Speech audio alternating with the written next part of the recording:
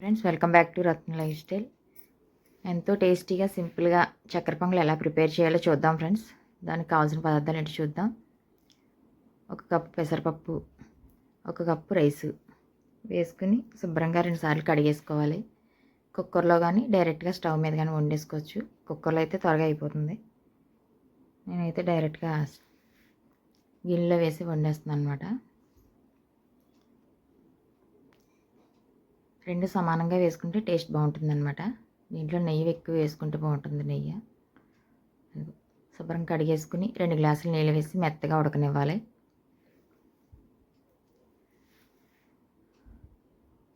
ఈ నవరాత్రులు అమ్మవారికి చాలా ఇష్టమైన ప్రసాదం ఇదొకటి, చక్కెర పొంగలి. ఒక్కొక్క రోజు ఒక్కొక్కటి పెడతాం మనం. అలాగే ఆ రోజు అవతారాన్ని బట్టి మనకు అందుబాటులో ఉన్నదాన్ని బట్టి చేసుకుంటే సరిపోతుంది ఫ్రెండ్స్.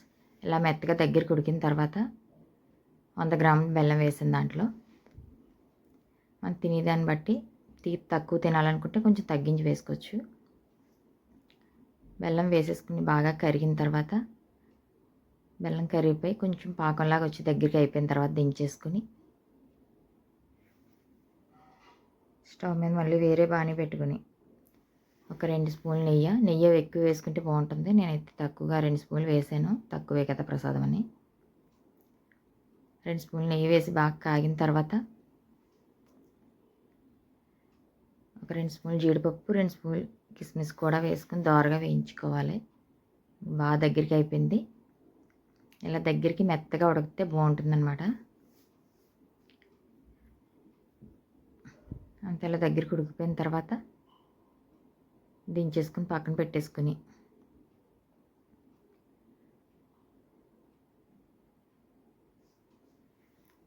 నెయ్యి కరిగిపోయింది.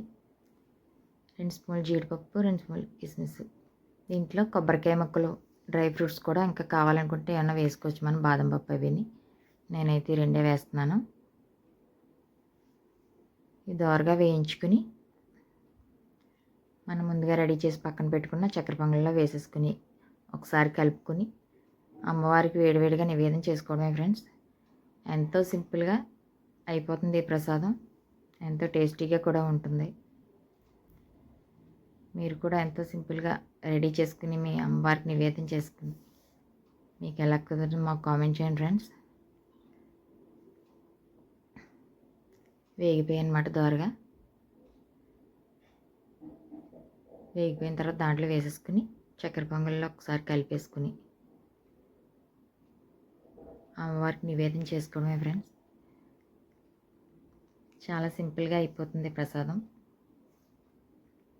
మనొక పావుగంట టైం కేటాయిస్తే సరిపోతుందన్నమాట. చాలా బాగుంటుంది కూడా టేస్ట్. ఇలాగా ట్రై చేయండి. మీరు కూడా ట్రై చేసి మీకు ఎలా ఉంది మాకు కామెంట్ చేయండి friends. Thank you for watching. Please subscribe my channel. మన ఛానల్ ఇంకా ఎవరన్నా సబ్స్క్రైబ్ చేసుకోకపోతే చేసుకుని లైక్ చేసి మీ friends and family members share చేయండి friends. Thank you for watching. Please subscribe my channel. అందరికీ నవరాత్రి శుభాకాంక్షలు.